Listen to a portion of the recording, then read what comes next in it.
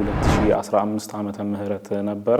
እጅግ በጣም በልጅነት ነው አገልግሎት የገባሁት። እንደ መምህራን እየፈለግን በየገጠር ቤተክርስቲያኑ ተጠቀምጠው በምስራቅ ሸዋ ሀገረ ስብከት ላይ ነው እኔ እድገቴ ያሳደገችኝ ቤተክርስቲያን ነች። ወንጂ ገብተን ነበረ።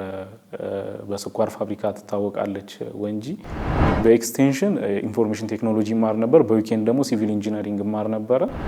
እስከ ጉድፋችንም እስከ ሁሉ ነገራችንም ቤተክርስቲያን ችላ እዚህ ጋር አቁማናለች። ከቤተክርስቲያን ጋር በጣም ተራራቁ። ቤተክርስቲያን መልቀቂያ ያስገብች የትኛውም ቦታ ላይ ቋንቋ ሳይገድብ ምን ሳይገድብ መኖር እንደሚቻል ጭምር ተረድቻለሁ በዚህ አገልግሎት።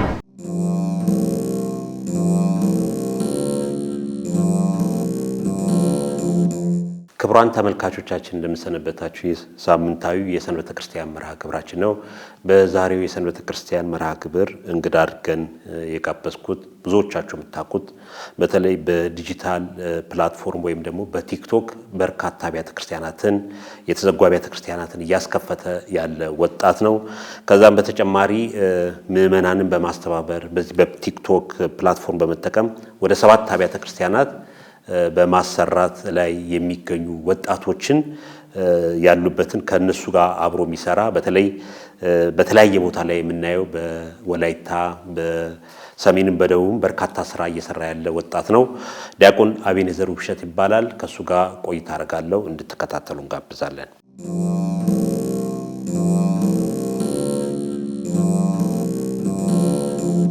ዲያቆን አቤኔዘር ወደ ዝግጅት ክፍላችን እንኳን ደህና መጣ። እንግዲህ ብዙዎቻችን የምናውቅህ በቲክቶክ ነው። በተለይ በቲክቶክ በርካታ ገዳማት አድባራትን እየረዳ ትገኛለህ። የተዘጉ አብያተ ክርስቲያናት እንዲከፈቱም አድርገሃል። የአብነት ትምህርት ቤቶችም ከ3 በላይ የአብነት ትምህርት ቤቶች በመርዳት ላይ ትገኛለህና ይህን አገልግሎት የጀመርከው መቼ ነው? እንዴት ነው አጀማመርክ?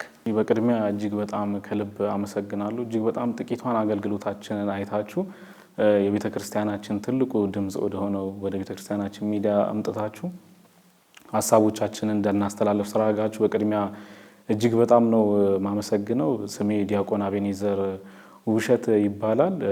በሶሻል ሚዲያ ላይ ፌስቡክ እና ቲክቶክ ላይ የተዘጉ የገጠር አብያተ ክርስቲያናትን በማገልገል ላይ እንገኛለን። አገልግሎቱ እንደ እግዚአብሔር ፍቃድ የጀመርነው በ2015 ዓመተ ምህረት ነበረ። ወደዚህ አገልግሎት እንድንገባ ካረገን ነገሮች መካከል አንደኛ ክፍለ ሀገር ላይ ነው ያደግኩት። በቅርበት የገጠር ቤተክርስቲያኖች አገልግሎታቸው ምን እንደሚመስል አቅ ነበር ከልጅነትም። እጅግ በጣም በልጅነት ነው አገልግሎት የገባሁት እና ትምህርቴንም ቤተክርስቲያን ነች ያስተማረችኝ። በትርፍ ሰዓታችንም በሰዓቱም እየወጣን እናይ ነበረ። ቤተክርስቲያንን ለማገልገል ከምንም ጊዜ በላይ አሁን ላይ ሶሻል ሚዲያው እጅግ በጣም ጠቅሞናል። ያንንም ተጠቅመን ያሳደገችንን ቤተክርስቲያን በመጠኑ በክፍለ ሀገር የሚገኙትን ቤተክርስቲያኖች እያየን እንገኛለን አሁን ላይ። ዲያቆን አቤኔዘር እንግዲህ ወደ ዋናው ጥያቄ ልግባና በተለይ ከ2015 ዓመተ ምህረት ጀምሮ እንግዲህ ስናየው 2 ዓመት ነው፣ በጣም አጭር ጊዜ ነው። የተሰሩ ስራዎች የላክልኝ ዶክመንቶችንም ሳያቸው በርካታ ስራዎች ተሰርተዋል። እንደው ስንት አብያተ ክርስቲያናት ሰርታችኋል? ካንተ ጋር አብሮ የሚያግዙ ልጆችም እንዳሉ ነግረኛል። ምናልባት 1 ወይ 2 ናችሁ የሚሆነው። እንግዲህ በየገጠሩ እየሄዳችሁ ነው አብያተ ክርስቲያናት እንዲሰሩ የተዘጉ አብያተ ክርስቲያናት እንዲከፈቱ እያደረክ ያለውና እንደው ስንት አብያተ ክርስቲያናት ነው እያሰራህ ያለው? የአብነት ትምህርት ቤትስ ስንቶቹ ናቸው? በተለይ አንተ በምትመራው ይሄ የቲክቶክ ወይም የሶሻል ሚዲያ ላይ እየተረዱ ያሉት? በጣም ጥሩ ጥያቄ ነው። በእርግጥ እኛ ከአባቶቻችንም እንደተማር ነው አንድ ሰው ፍጻሜው ላይ ሳይደርስ ፍጻሜ ያልታወቀ ሰው በምድር እያለ ስለራሱ እንዲሰርቻለሁ ማለት እጅግ በጣም ከባድ ነው፣ ትንሽ ይከብዳል። ነገር ግን የማቴዎስ ወንጌል ላይ መልካም ስራችሁን አይተው በሰማይ ያለ አምላካችሁን ያከብሩ ዘንድ ብርሃናችሁ በዓለም ይብራ ይላል። እንደው እንደ ከንቱ ውዳሴም እንዳይሆንብን እስከዛሬ አገልግሎት ከጀመርን ጀምሮ ከ2015 ጀምሮ ድጋፍ የምናደርገው ለቤተ ክርስቲያን በ3 አይነት መንገድ ነው። የመጀመሪያው በቋሚነት ያገለገልናቸው ቤተ ክርስቲያኖች አሉ። እንደው ለዘለቄታዊ መፍትሄ ብለን ያው አቅም ባይኖረንም በዘለቄታዊ ግን ችግሮቻቸውን እየቀረፍን ያለነው ቤተ ክርስቲያኖች አሉ። እንዲሁ ደግሞ የአዋጅ አጽዋማት ሲሆን ልክ አሁን አብይ ጾም እንዳለው አሁን እዚህ ከመምጣታችን በፊት ራሱ ለአብይ ጾም በቢሾፍቱ በአዳ ወረዳ ላይ 7 ቤተክርስቲያን የሚቀድሱበትና የቅዱሳት አስረክበን ነው የመጣ ነው። ሙሉ ለሙሉ የተዘጉ ቤተክርስቲያኖች በንዋየ ቅዱሳት ችግር ምክንያት ከዛ በተረፈ ደግሞ በጊዜያዊነት የምናስገለግላቸው ቤተክርስቲያኖች አሉ። አንዳንድ ሰዎችን ከውጭ ወዳጆቻችን ሶሻል ሚዲያዎችን በማነጋገር አንድ ቤተክርስቲያን በኃላፊነት እንዲይዙ እናደርጋለን። በእንደዛ በጣም እጅግ በጣም በርካታ ቤተክርስቲያን አሁን ድረስ ከ2 ዓመት በላይ የሚቀደሱ ቤተክርስቲያኖች አሉ። በአገልግሎት እስካሁን በጠቅላላው እንደው መጀመሪያ ሰሞን ቆጥር ነበር። አሁን ትንሽ አገልግሎትም እየተጠናከረ መጣ። በአጠቃላይ ከ100 አካባቢ ቤተክርስቲያን በላይ በመላ ሀገራችን ላይ በጊዜያዊነት በቋሚነት እንዲሁም ደግሞ በንዋየ ቅድሳት ድጋፍ አድርገናል። ከዛ በተጨማሪ በይበልጥ በአገልግሎት በወጣንባቸው አካባቢዎች እንደው ማስገልገያ አቅም እንኳን እየኖረ የአገልጋዮች እጥረት እጅግ በጣም ያሰቃየናል። የቋንቋ አገልጋዮችን አናገኝም ቦታው ላይ።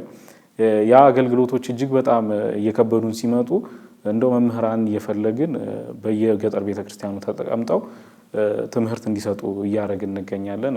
አሁን በዚህ ሰዓት 3 ቦታዎች ላይ ትምህርት ቤቶች አሉን። አብነት ትምህርት ቤቶች ያው በጣም ትልቅዬ አይደለም። እንደ ጀማሪ እንደ ግለሰብ በየአብነት ትምህርት ቤቱ 20-30 የሚሆኑ ተማሪዎች አሉ በእያንዳንዱ ቦታዎች ላይ። እስካሁን ማክሲመም ከ30 እስከ 40 ልጆች ድቁና ተቀብለው በቋንቋ ማገልገል የጀመሩ ልጆች አሉን። ከዛም በተጨማሪ በደቡብ አገልግሎት ላይ ለምሳሌ በነበረን አገልግሎት ላይ ስልጣነ ክህነት ድቁና ኖሯቸው አግብተው ነገር ግን የቤተክርስቲያን ትምህርት ማግኘት ስላልቻሉ ስልጣነ ክህነታቸውን ማሻሻል ያልቻሉ ወንድሞች ነበሩ። አሁን እኛ ክፍያ ወጪ ሸፍነን ከሚገለገሉ ቤተክርስቲያኖች መካከል አንዱ አብነት ትምህርት ቤታችን ላይ 2 ካህናት ቅስና አምጥተው እኛው የምናገለግለው ገጠር ቤተክርስቲያን ላይ እያገለግሉልን ይገኛሉ። ከዚህ በተጨማሪም ደግሞ እንደዚሁ እጅግ በጣም እድሜ ጠገብ የሆኑ አብነት ትምህርት ቤቶችን በአቅማችን ሰፖርት ለማድረግ እየሞከርን ነው። ከነኚህ መካከል ከሚጠቀሱት ደብረ አባይን የአብነት ትምህርት ቤት የቅዳሴ ትምህርት ቤት የየኔታ ኋላሸት ትልቁን ጉባኤ ቤት በአቅማችን ቅዳሴ ጉባኤ ቤቱን ለመስራት እየሞከርን ያለ ነው። ከዚህ በፊት ተጀምሮ የቆመ ነበረ። እሱን እየሞከርን ያለ ነው። እግዚአብሔር ይርዳን። በትንሹ አገልግሎት ይህንን ይመስላል።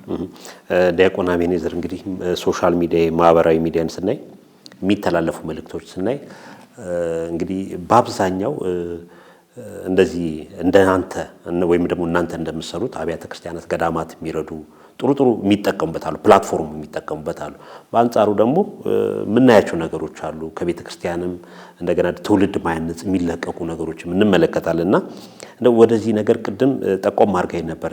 ክፍለ ሀገር ተወልጄ ስላደኩ የአብያተ ክርስቲያናት ችግር በቅርበት ስለማይ ነው ወደዚህ ነገር መነሻ ምክንያት ይብለ ነበር ነው። ዓላማ ራሱ ምንድነው ነው? የት ደርሶ ነው ማየት?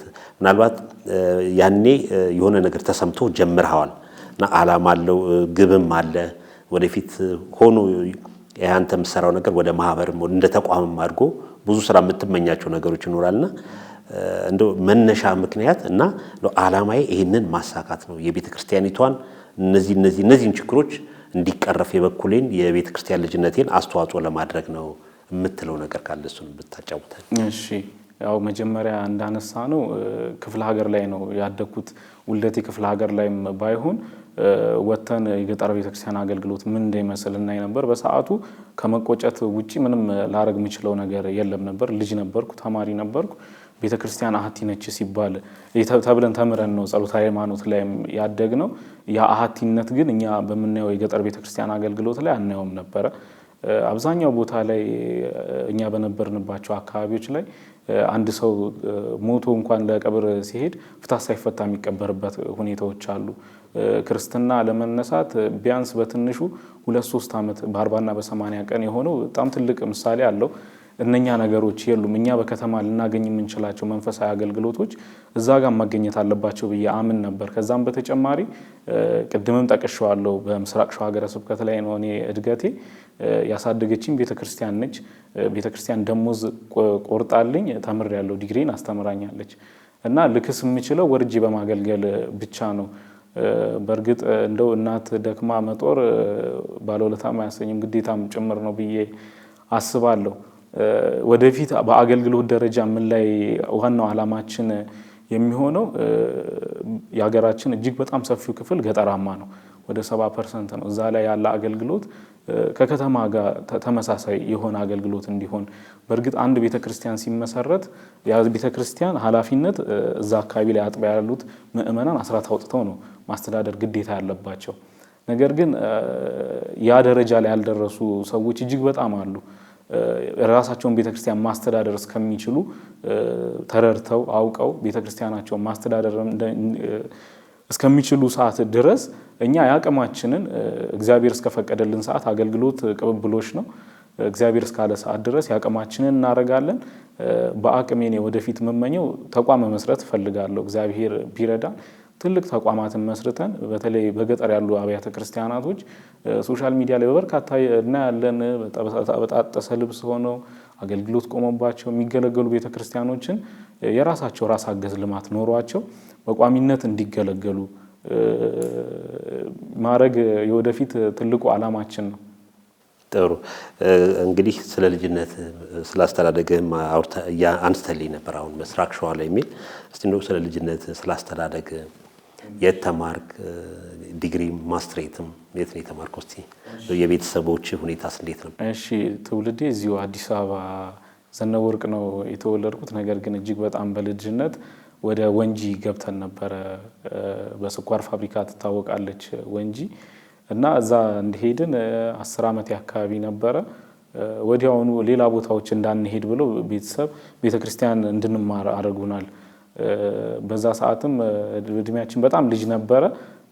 ያ ትልቅ ነገር ነበር፣ ትልቅ እድል ነበረ። እዚሁ አድጌ ቢሆን ኖሮ ያን እድል ላላገኘው እችል ነበረ። ያን ያክል መጋፋት የሌለበት ቦታ ላይ አብነት ትምህርት ቤት እንድማር እግዚአብሔር ረዳም፣ ቤተሰቦቼ ማገዙኝ። አገልግሎት በዛ ጀመርን። በ10 ዓመት አብነት ትምህርት ቤት ገባው። ወዲያውኑ ከምስራቅ ሸዋ ሀገረ ስብከት ሊቀ ጳጳስ ከብፁዕ አቡነ ጎርጎርዮስ ስልጣነ ክህነት ተቀብዬ አገልግሎት ጀመርን እዛ ወንጂ አቡነ ገብረ መንፈስ ቅዱስ ቤተክርስቲያን ላይ። ከጥቂት ጊዜዎች በኋላ ግን ጥሩ እንቀሳቀስ ስለነበረ ቤተክርስቲያን መደብ ይዤ ቤተክርስቲያን እያገዘችኝ እንድማር ነገሮች ተስተካከሉልኝ። በሰዓቱ 12ኛ ክፍል ተማሪ ነበርኩ። ከቤተክርስቲያንም የራቀ ህይወት ስለሌለን ዩኒቨርሲቲ ሄዶ መማር ትንሽ አስቸጋሪ ነበረ። ቤተሰብም ከማስቸግር ብዬ ቤተክርስቲያን እዛ ጋር እየከፈለችን ስለነበረ ትምህርቴን እዛው መቀጠል ሞከርኩ። እዛው ወደ ዩኒቨርሲቲ ሳልሄድ ሐዋሳ ዩኒቨርሲቲ ነበር የተመደብኩት። ሐዋሳ ዩኒቨርሲቲ የተመደብኩትን ትቼ እዛው በግል በራሴ ለመማር ሞከርኩ። ነገር ግን 2 ቦታ ተመዝግቤ እማር ነበረ። ዊኬንድ እና ኤክስቴንሽን እማር ነበር። በኤክስቴንሽን ኢንፎርሜሽን ቴክኖሎጂ እማር ነበር። በዊኬንድ ደግሞ ሲቪል ኢንጂነሪንግ እማር ነበረ። እግዚአብሔር ፍቃድ ሆኖ በ2013 የኢንፎርሜሽን ቴክኖሎጂ የመጀመሪያ ዲግሪን ያዝኩ። ያለፈው ዓመት ደግሞ በሲቪል ኢንጂነሪንግ 2ኛ ዲግሪን ጨርሻለሁ። የልጅነት ህይወት ይሄን ይመስላል እና ለዚህም ነው ቤተክርስቲያን ላይ ምንም አረግም ብዬ አላስብም። ቤተክርስቲያን ባትኖር አብረን ያደግናቸው ጓደኞቻችን ብዙ ቦታ ላይ ነው ያሉት። እስከ ጉድፋችንም እስከ ሁሉ ነገራችንም ቤተክርስቲያን ችላ እዚህ ጋር አቁማናለች እና የልጅነት ህይወቴ አስተዳደጌ ይሄንን ይመስላል። እንደው ቤተሰቦች ወደዚህ ህይወት ውስጥ ስገባ አሁን ብዙ ጊዜ ከቤተሰብ ጋር አብረህ የምትገናኝበት ሰዓት በጣም አጭር ነው። በየገዳማቱ አድባራቱ በየበረሃው ነው እየዞርክ ያለውና እንደው በቤተሰብ በኩል ምን ይላሉ? ያው አሁን ባለው ጊዜ ውስጥ ይሄን አክል መንቀሳቀስ ትንሽ ከባድ ነው። ነገር ግን ለቤተክርስቲያን የሰጡኝ እነሱ አሁን አልነበረም። ያኔ በልጅነት ነው የሰጡኝ። ከዛ ጊዜ በነበሩት ጊዜዎች ሙሉ አገልግሎታችን የነበረው ቤተክርስቲያን ላይ ነው። ሱቤ ገብተን የምንቆይባቸው ጊዜዎች ነበሩ። ያንን ተለማምደዋል እና ትንሽ ይከብዳል። አሁን ላይ ባለው ሁኔታ ስንቀሳቀስ በጣም ይጨናነቃሉ። ነገር ግን እግዚአብሔር ከሁሉ ነገር ሸፍኖን በአገልግሎት እየሄድን ነው ያለ ነው። እንግዲህ ከአገልግሎት ማስቆም ደግሞ ትንሽም ይከብዳል። እንደ ዮናስ መሆን ነው። የእግዚአብሔር ጥሪ ካለ ከእግዚአብሔር ጥሪ ማምለጥ አይቻልም። እግዚአብሔር እስከፈቀደልን ሰዓት ድረስ እንድናገለግል የቤተሰብም ድጋፍ አለ። ያው እየተጨነቁም ቢሆኑ እንድናገለግል ያርገውናል።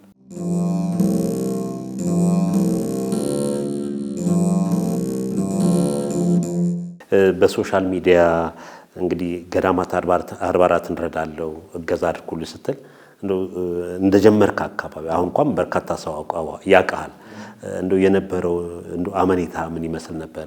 አንዳንዴ ብቻን ገዳማት አድባር ላይ ስትሄድ የተቀረጹ ቪዲዮዎችም በቲክቶክ ተለቀው በፌስቡክም እመለከታለሁና ብቻን የምትሄድባቸዋል ከአንድ አባት ጋር ከሁለት አባት ጋር እንደው ያለው አመኔታ ምንድነው? በዚህ በሶሻል ሚዲያውም እንዲህ ገዳማት ልርዳ ላግዝ ስትል እንደው እዛ አካባቢ ያሉትም አንዳንዴ ተቋም ይጠብቃሉ ወይም ደግሞ በእድሜ ከፍ ያለ ሰው ወይም እንደ ማህበር የተሰባሰቡ የሚጠብቁባቸው ሁኔታ አለ። አንተ ግን ብቻህን ሄደህ በረሃ ድረስ ገብተህ ገዳማት አድባራቱን እንዲረዱ የአብነት ትምህርት ቤት እንዲረዱ እያደረግ የተለቀቁ ፊልሞችም ተመልክቻለሁና እንዴት ነው እስቲ ይሄንን ማጫውተን? አዎ አገልግሎት በዚህ አጋጣሚ ስንጀምር የመጀመሪያ እቅዳችን ከጓደኛዬ ጋር ተመካክረን ነው አገልግሎት የጀመርነው። ክፍለ ሀገር ላይ ነበር እድገታችን ነበር ቅድምም ጠቅሼዋለሁ።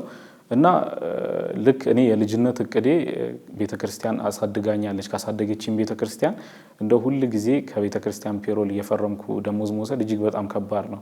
እግዚአብሔር ትምህርቴን አስጨርሶኝ ወጥቼ ቤተክርስቲያን ማገዝ የሁሉ ጊዜ ምኞቴ ነበር፣ ስለቴም ነበር። እግዚአብሔር ሰምቶኛል። ትምህርቴን እንደጨረስኩ 2013 በኢንፎርሜሽን ቴክኖሎጂ እንደተመረቅኩ ወዲያውኑ በሲስተም አድሚንነት ስራ አገኘው። ስራ አግኝቼ እንደወጣው ግን በፊት የነበረኝ አገልግሎት አልነበረም። ከቤተክርስቲያን ጋር በጣም ተራራቁ። ቤተክርስቲያን መልቀቂያ ያስገብቼ በእኔ ቦታ ሰው እንዲተካ ሆነ።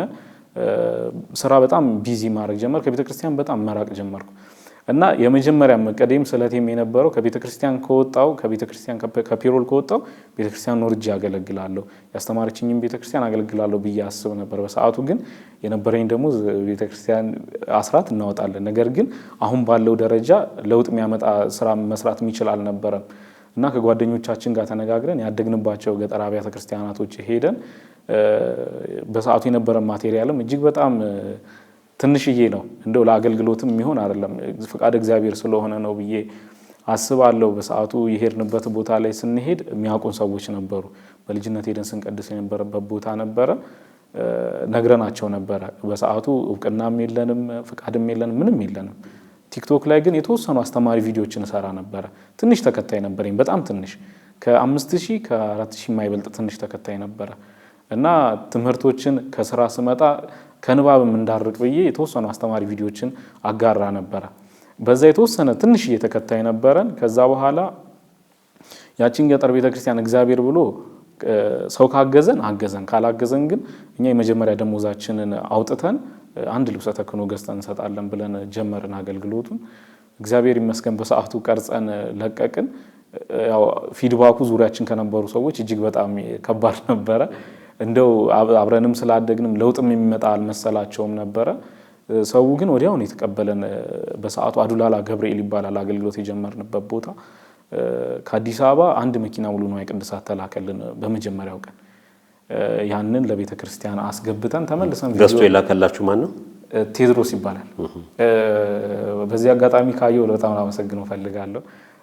ያኔ ምንም ነገር ሳይኖር እምነት የሚባል ነገር ሳይደራጅ ይህን ነገር አድርጎልን ከሰዎች እንድንተዋወቅ አረገን። እኛም በሰዓቱ በጣም ትልቅ እረፍት ነው የተሰማን። ትችትም ነበረ በሰዓቱ፣ እንደው ካህናቱን መለመኛ አረጓቸው የሚባል ትችት ነበረ። ያው የውስጣችን ግን መድኃኔዓለም ያቅ ነበር በሰዓቱ። እግዚአብሔር ረዳን። ያችን ቤተክርስቲያን ንዋየ ቅድሳት ሙሉ ለሙሉ ስንሄድ ወደ 3 ባጃጅ ወደ ባጃጅ አካባቢ ንዋየ ቅድሳት ጭነን ሄድን በአንድ ሳምንት። ያንን መልሰን ለተከታዮቻችን አሳየን። በሰዓቱ እጅግ በጣም ሰውም እዛ ጋ የነበረው አካባቢ ነዋሪ ትልቅ ደስታ ነበረ። ሰውም በጣም አገልግሎቱን ከዚህ በፊት ከምናደርገው አገልግሎት ይልቅ ወርድ የምናገለግለውን አገልግሎት እጅግ በጣም ተቀባይነት አገኘ በአንድ አገልግሎት። ከዛ በኋላ እዛው አካባቢ የነበረ ቤተክርስቲያን እንዲሁ ጥሪ ያደረጉልን።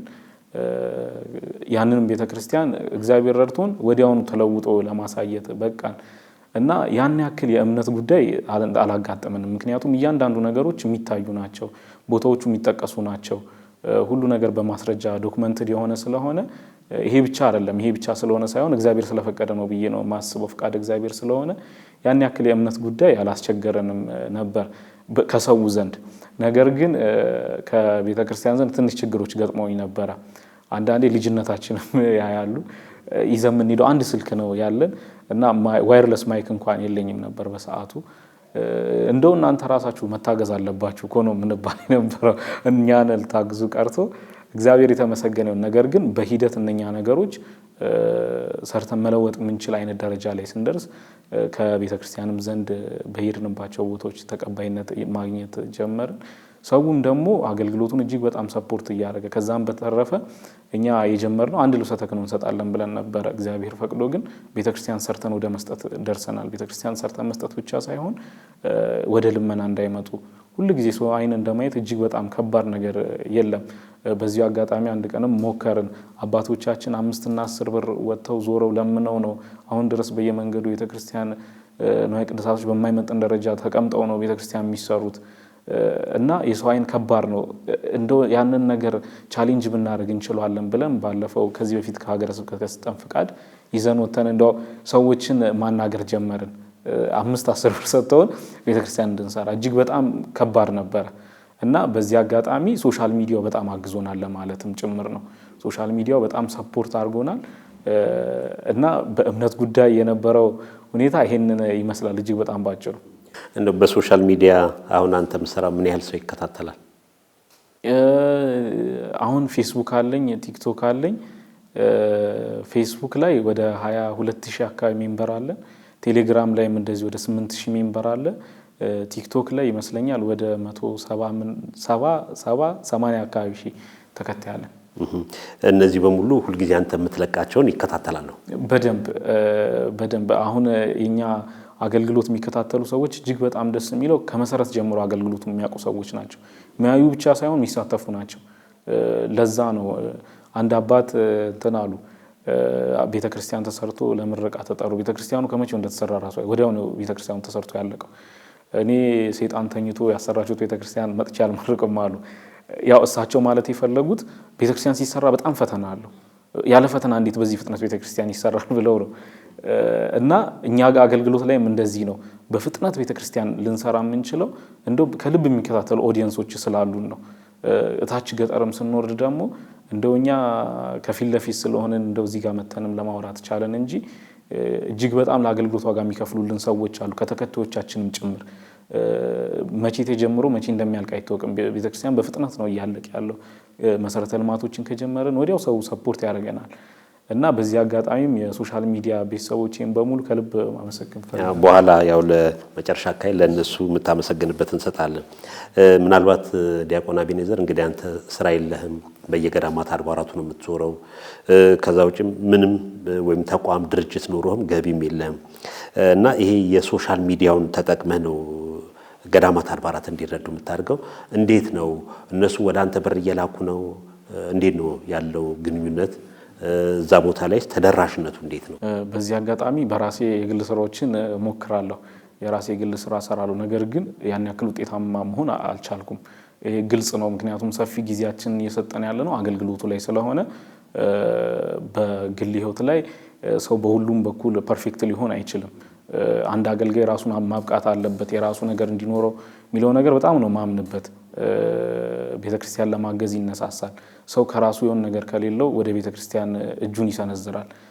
ለዛም ነበር በልጅነት በጣም በትምህርት ራሴን ለማብቃት ሞክር ነበረ፣ የተቻልኩትን ነገር ማር ነበረ። በአገልግሎት ግን ሰዎች ሰፖርት ቀጥታ የሚያደርጉት ቤተክርስቲያንን ነው። ቀጥታ ከቤተክርስቲያን ጋር ነው ግንኙነት እንዲኖር የምናደርገው። ከሀገረ ስብከት ፍቃድ በቅድሚያ ቤተክርስቲያን ችግሮቻቸውን የምንቀበለው ራሱ ከኦዲየንሶቻችን ነው። እዚህ ሀገር ብትመጡልን ይላሉ። እኛ ዋናው በጣም ትልቁ ችግራችን በግለሰብ ደረጃ ስለምንንቀሳቀስ ማረፊያ የለንም፣ የትራንስፖርት የምናወጣው ነገር የለንም። እነኛ ነገሮች ለእኛ በጣም ትልቅ ችግሮች ናቸው። እነኚህ ነገሮች በሌሉበት ነው ይሄ ሁሉ አገልግሎት እያገለገለን ያለ ነው። ነገር ግን እነኚህ ችግሮች የምንቀርፈው በቅድሚያ እነኚህ ሰዎች ሪኮመንድ ሲያደርጉን ማረፊያችን እንዲያስተካክሉ እናደርጋለን። አብዛኛውን አገልግሎት ሰው ቤት እያደርን ያገለገል ነው አለ፣ ቤታቸውን ለቀውልን። እንዲሁም ደግሞ ቀብር ቤት እያደርን ነው ይሄ ሁሉ አገልግሎት እየተገለገለ ያለው። ከዛ በኋላ እነኛ ሰዎች ድጋሚ አገልግሎታችን ከዚህ በፊት የነበሩ ዶክመንት ልከንላቸው ከቤተክርስቲያን አባቶች ጋር ተናበው እውቅና ያለው ደብዳቤ እንዲልኩልን አድርገን ቀጥታ ወደ ቤተክርስቲያኑ ሰው ሰፖርት እንዲያደርግ እናደርጋለን። እንዲሁም እግዚአብሔር በዚህ አገልግሎት ላይ ሰዎችን ሰጥቶናል። ውጭ ያሉ ሰዎች በአገልግሎት የሚያግዙን እንደው ስማቸውን ብጠራ እጅግ በጣም ብዙ ስለሆነ መለያየት ይሆንብኛል። በራሳችንም በግል ህይወትም ሰፖርት የሚያደርጉኝ ሰዎች አሉን። እኛ ራሳችንን በቻልነው በራሳችን እንንቀሳቀሳለን። ዲያቆን አቤኔዘር እንግዲህ በርካታ ስራዎች ናቸው። ከመቶ በላይ አብያተ ክርስቲያናት መስራት ማገዝ ማለት ቀላል ነገር አይደለም። እንኳን በአንድና በሁለት ሰው ይቅርና በማህበር ተደራጅቶም ከባድ ነውና እስካሁን ቤት ቦታ በሀገረ ስብከት ደረጃ እንየው ስራ እየሰራችሁ ያለውን አብያተ ክርስቲያናትን መርዳት፣ የተዘጉትን ማስከፈት፣ አብነት ትምህርት ቤቶችን መርዳት፣ እንደገና በሰንበት ትምህርት ቤት ደረጃም ወፍጮ ቤት መስራት፣ ዳቦ ቤት የከፈታችሁባቸው ቦታዎች በርካታ ናቸውና በሀገረ ስብከት ደረጃ ላይ እዚህ ሀገረ ስብከት ላይ እንዲሰርቻሉ እዚህ ሀገረ ስብከት እንዲ እያልክ እስቲ ግለጽልኝ። ያው ሁሉንም መዘርዘር ትንሽ ልረሳ እችላለሁ። ማስታወሻም ያልያዝኩ ማስታወሳቸውን ግን ለምሳሌ በጣም የቅርብ ጊዜ የሆኑትን አገልግሎቶች መካከል በምዕራብ ሸዋ ሀገረ ስብከት ውስጥ ራሳችን ያሰራናቸው አሁን ቤተክርስቲያን አለ፣ ህዳር ላይ ያስመረቅነው ቤተክርስቲያን አለ። ተክለ ሃይማኖት ቤተክርስቲያን ነው። ለዛ ቤተክርስቲያኑን መስራት ብቻ አይደለም፣ ነገ ተመልሰው እኛ ሶሻል ሚዲያ ላይ ወጥተን እንደለመን ነው እነሱም ወጥተው መንገድ ላይ እንዳይለምኑ በማሰብ ቋሚ ራስ አገዝ የሚሆን ወደ ንብ እርባታ እንዲገቡ አድርገንላቸዋል። በጣም ከቅርብ ጊዜ ወዲህ ወደ 15 የንብ ቀፎ ቤተክርስቲያን ሙሉ ሰርተን አስረክበናል። እንዲሁም እግዚአብሔር ቢፈቅድ እዛ አካባቢ ላይ ያን ቤተክርስቲያን ማዕከል አድርጎ አዳሪ አብነት ትምህርት ቤት 15 ልጆችን ለማስተማር እቅድ ይዘን እየተንቀሳቀስን ነው። ከቅርብ ጊዜ ምስራቅ ሸዋ ሀገረ ስብከት ላይ የተቃጠሉ ቤተክርስቲያኖችን ሙሉ ቆርቆሮ ወጪ ሸፍነንላቸዋል። በወላይታ ሀገረ ስብከት አንድ ወረዳ ላይ ያሉ አብያተ ክርስቲያናቶችን አብዛኛውን በሚባል ደረጃ ጎብኝተናል። አንድ ሀገረ ስብከት ላይ ብቻ ወላይታ ሶዶ ሀገረ ስብከት ላይ ወደ 3 ቤተክርስቲያን በራሳችን ሰርተናል። ወደ አንኮበር አካባቢ የራሳችን የምንሰራው ቤተክርስቲያን የዮሐንስ ቤተክርስቲያን አለ። አርባ ምንጭን አልፎ ጊዶሌ ላይ አማኑኤል ቤተክርስቲያን እየሰራን ነው ያለ ነው። ቅድም እንደተናገርኩት ደብረ አባይ ጉባኤ ቤቱን የኔታ ዋለሽትን ጉባኤ ቤት በመጠኑ ለመስራት ሜዳ ላይ ነው የሚማሩት። ያንን እየተንቀሳቀስን ነው ያለ ነው። ቅድም ምስራቅ ሸዋ ላይ ከረሷቸው መካከል እንደዚሁ ቋሚ ልማት እንዲኖራቸው ሰንበት ትምህርት ቤቶች ዳቦ ከማህበራት ጋር አስተባብረን ዳቦ ቤት ከፍተንላቸዋል። ስብከተ ወንጌል ለማደራጀት በደንብ እየሰራን ነው። ከዚህም በተጨማሪ እኛ ጋር አገልጋዮች ጋር ባለ ድክመት የቤተክርስቲያን ልጆች ወደ ሌላ ቤተ እምነት እንዳይወጡብን በሚል ክብረ ክህነትን ያጠቃለለ ሰፊ ኮርሶችን እየሰጠን ነው ያለነው ምስራቅ ሸዋ ላይ። ከዚህ በዘለለ እንደዚሁ ወላይታ ላይ ዳቦ ማሽን ገዝተን ሰጥተናል። ሰሜን ወሎ ለምሳሌ እንትን ላይ ጎንደር ማዕከላዊ ጎንደር ሀገረ ስብከት ላይ ለአንድ ገዳም ወፍጮ ቤት በመክፈት ሽመና ቤት በመክፈት እንዲሁም ከተማ ላይ መጋዘን ገዝተን ሰጥተናቸዋል። ከዚህም በተጨማሪ ቅርብ ጊዜ ሳውላ ላይ ለልደታ ለማርያም ቤተክርስቲያን የገጠር ቤተክርስቲያን ነች። ከተማ ውስጥ መሬት ገዝተናል። ወደፊት በቤተክርስቲያኑ ስም ወፍጮ ቤት እንሰራበታለን። ከዛ በተጨማሪም ደግሞ እንዲሁ ሐመር ላይ ሻንቆ ጊዮርጊስ ቤተክርስቲያን ዲመካ ከተማ ላይ መሬት ገዝተን ሰጥተንላቸዋል። ይሄ በቋሚነት ምንላቸው አሁን ካስታወስኳቸው መካከል ካሉ አገልግሎቶች በጣም የቅርብ ጊዜ አገልግሎቶች መካከሎች ነው። በእንደነዚህ አይነት አገልግሎቶች ምናልባት የሚያሳዝንህም የሚያስደስትህም ነገር ሊኖር ይችላልና እንደው ማትረሳው ምናልባት ትላንትና ምንም አልነበራቸውም፣ ዛሬ ግን አድገው የሆነ ነገር የደረሱ የምታስታውሳቸው እንደ ምሳሌ የምትጠቅስ ብዙ ነው የሚሆኑት፣ ግን እንደ ምሳሌ የምትጠቅስልኝ ይኖራል? አዎ ያው በዚህ አጋጣሚ እንደገጠመኝም ላንሳው። ወላይታ ላይ አንድ ቤተክርስቲያን በጣም ሁሌ ሳስብ ምን ያክል የዋህነት ቅን ልብ እንዳላቸው ሳስብ ሁሌ ነው የምገረመው። እኛ ወንጌልን እንሰብካለን በአፍ እነሱ ይኖሩታል፣ ግን ወንጌልን ሳይሰበኩ አንድ አባት መሬታቸውን ሰጡና ቤተክርስቲያን ሰራንበት እና በ4 ወር ጊዜ ውስጥ ነው ቤተክርስቲያኑ ሰርተን ያስመረቅ ነው። ከዛ የምርቃቱ ጊዜ ድግስ መጠነኛ ድግስ ተደግሶ ነበር። ቁጥራቸው 15 አካባቢ ናቸው እና እኛ አባት ለድግሱ ሰው ስለሌለ ኩሽናም ገብተው የሚሯሯጡት እሳቸው ናቸው። ደጅም ጎደለ የሚለውን ነገር የሚያዩት እሳቸው ናቸው። አካባቢ ላይ መብራት ስላልነበረ ለጄኔሬተር ነዳጅ ገዝተን ነበረ እና በሰዓቱ ይሄ ጠላ የሚጠመቅበት እንትን ውስጥ ውሃ አጡ።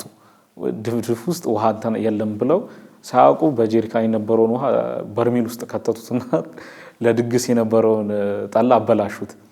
ከዛ ወጥተው ራሳቸው ነው በቃ ድግስ የእግዚአብሔር ቤት ሊመረቅ ብሎ እኔ ድግስ አበላሸው ብሎ በህይወቴ ይሄንን በጣም መቼም አልረሳም። እጅግ በጣም ቅንነት ነው። እዛ ጋ መሬታቸው የራሳቸው ነው።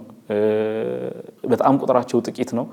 የተደረገው ነገር እጅግ በጣም ትልቅ ነው። ነገር ግን ትንሹን የቤተ ክርስቲያን ነገር አጥፍቻለሁ ብለው እንደውን ስናወራው አስቂኝ ሆኖ አወራ ነው እንጂ በሰዓቱ ግን እጅግ በጣም ከባድ ነበረ እና ይሄንን ገጠመኝ አረሰውም። እንደዚሁ ደግሞ ከዜሮ ተነስተው ተለውጠን ያየናቸው ቦታዎች አሉ። እንደዚሁ ደግሞ በቁጥጥር ምክንያት እኛ አገልግሎቱን ልክ እንደ ደውለን እንጮህላቸዋለን እንጂ ሁሉን ነገር ገብተን ማስፈጸም አንችልም። እንደዚሁ ደግሞ አስበን ያልተሳኩ አገልግሎቶችም አሉ። ያንተና የጓደኞች አስተዋጽኦ በተለይ በዚህ በማህበራዊ በሶሻል ሚዲያ የምታደርጉት እንደው ከብፁዓን ሊቃነ ጳጳሳት በቅርበት ከነማን ጋር ተገናኝተሃል? የእናንተ ስራ የደገፉ እናንተ ሰርታችሁ ያጠናቀቃችሁትን የመረቁ ያበረታቷችሁ? ያው ፊልሙ ላይም አንዳንድ ነገር ስለዚህ እሺ እጅግ በጣም አሁን ከልብ እንደው ማመስገን የምፈልገው የወላይታ ሶዶ ሀገረ ስብከት ሊቀ ጳጳስ ብፁዕ አቡነ ይስሐቅን ከልብ ነው ማመሰግነው። እንደው እንዲህ በምናወራው ብቻ ሳይሆን ለአገልግሎታችን በጣም ፈተና ያለበት አገልግሎት ነው። ምንም ኢንፍራስትራክቸር በሌለበት እየተገለገለ ያለ አገልግሎት እሳቸው እጅግ በጣም ሰፖርት ያደርጉናል። በአገልግሎት እኛ ያሰራናቸው ቤተክርስቲያን ከከተማ በጣም ነው የሚወጡት። እዛ ድረስ መጥተው ቤተክርስቲያኖቻችንን ይመርቁልናል። እኛም በሄድን ሰዓቶች በሙሉ እጅግ በጣም ያበረቱናል። እሳቸውን ከልብ ማመስገን ፈልጋለሁ። እንደው በዚህ አጋጣሚም እንደዚሁ በአባትነት ቢያበረቱን ቢመክሩን፣ ያው ልጆች ነን፣ እናጠፋለን፣ እንሳሳታለን። እሳቸው እንደሚያደርጉልን በየሀገረ ስብከቱ ትሪት ቢያደርጉን ለአገልግሎታችን እጅግ በጣም ረጅም ርቀት መሄድ እንችላለን። ነገር ግን እስካሁን ባለው አገልግሎት ብፁዕ አባታችንን ከልብ ማመስገን ፈልጋለሁ። እጅግ በጣም መጠነ ሰፊ ድጋፍ ነው የሚያደርጉልን። በህይወት ምን ተማርክ? አሁን ከተማ ውስጥ አካባቢ እንግዲህ ከተማ ልጅ ሆነ የከተማ ኑሮ እስከ ማስተሬት ዲግሪ ይዘህ ምን ያህል በእውቀት ላይ እውቀት በትምህርት ላይ ትምህርት የሚሯሯጡ ታያለ ከስራ ወደ ስራ ለመቀየር። አንተ ግን እሱም በሙሉ ትተህ በረሃ ለበረሃ ከገዳማት አባቶችን መርዳት፣ አብያተ ክርስቲያናት የተዘጉትን ማስከፈት፣ አብነት ትምህርት ቤቶችን መርዳት፣ እንደውም አንዳንድ ቦታ ከአንድ አባት ጋር ስትሄድ ከተወሰኑ አባቶች ጋር እንዲህ መኬድ የማይገባቸው ቦታ ድረስ እየገባ ያው በቲክቶክ በምትለቃቸው እናያለና እንደ በህይወት ምን አስተማረ? ምን አየ? ምን አስተዋልክ? እንደ ቤተክርስቲያን እንዴት አያት? ያው ከተማ ቁጭ ብለን የምናየው ቤተክርስቲያንና ገጠር ስንወጣ ያለ ቤተክርስቲያን በጣም መጠነ ሰፊ ልዩነት እንዳለው በደንብ ተረድቻለሁ በዚህ አገልግሎት። ሁለተኛ የትኛውም ቦታ ላይ ቋንቋ ሳይገድብ ምን ሳይገድብ መኖር እንደሚቻል ጭምር ተረድቻለሁ በዚህ አገልግሎት። ብዙ ቦታ ላይ ሄደን አገልግለናል። ከዛ ይበልጥ ደግሞ የሰው ልጅ ሳይገባው እንኳን ለቤተ ክርስቲያን ያለው መሰጠት እጅግ በጣም አስደንቆኛል። በነበሩት አገልግሎቶች ከተማ ላይ ቁጭ ብለን ምእመናን አስራት ስንጠየቅ ለቤተ ክርስቲያን ግዴታ ነው አስራት መስጠት፣ ከፈጣሪ እንደመስረቅ ነው።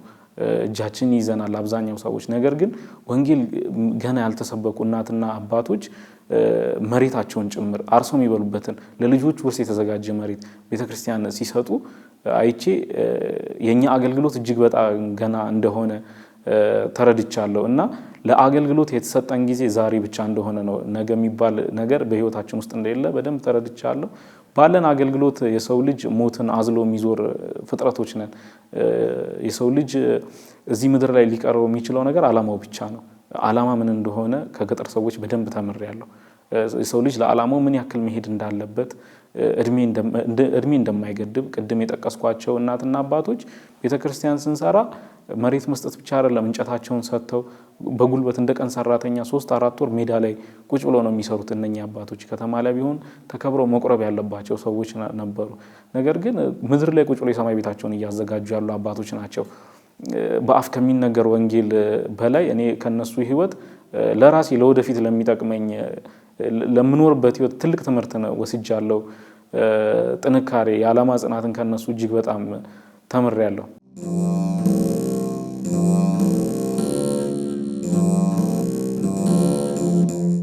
ቤተክርስቲያን አብዛኛው ነገሯ ሚስጥራዊ ነው። ሁሉን ነገር ለሰው አሳልፈን መስጠት የለብንም ብዬ አስባለሁ። ብዙ ነፍሳትን ወደ ቤተክርስቲያን መመለስ እንችላለን። እኛም መምህራችን እሱ እስከሆነ ድረስ የሰዎች ቁጥር ሳይገደን ሳይጨንቀን ሐመር ላይ ለምሳሌ ሙሉ አልበም መዝሙር ሰርተን ሰጥተናቸዋል። ሞተራችን ነዳጅ ጨርሶብን ቆመብን ስንመለስ በምን እንመለስ? የብዙ ሰው ኃላፊነት ሲሆን በእርግጥ አሁን የብዙ ሰው ኃላፊነት ነው። ነገር ግን ብቻዬን ነው የሚሄደው በየቦታው። ቅዱስ ጳውሎስ ወደ ኤፌሶን ለማገልገል በሚሄድበት ሰዓት ኤፌሶን አርጤክስ እምነት ተከታዮች እጅግ በጣም ብዙዎች ነበሩ። አባቶች ተንበርክከው ሲለምኑ ይሄ በእርግጥ ተገቢ ነው ብዬ አላስብም። አንዳንዴ ገጠር አብያተ ክርስቲያናት ላይ ለአገልግሎት ሲወጣ መልክዓ ምድሩ ራሱ ችግር ይኖራል። በአንድ ወር ለ2 ለ3 ቤተክርስቲያን የተዘጋ ቤተክርስቲያን ማስከፈት ችለናል። ንዋየ ቅድሳት ነበረ። አሁን ግን ሰው እንዲያፈሩ እያደረግናቸው ነው። የማህበረ ካህናት ስብሰባ ነበረን። የቱ ጋር ምን መወራት እንዳለበት ያንን በልጅነት አሁን ሶሻል ሚዲያ ላይ ከነበርኩበት ጊዜ ይልቅ በልጅነት የተለማመድነው ነገር ነው።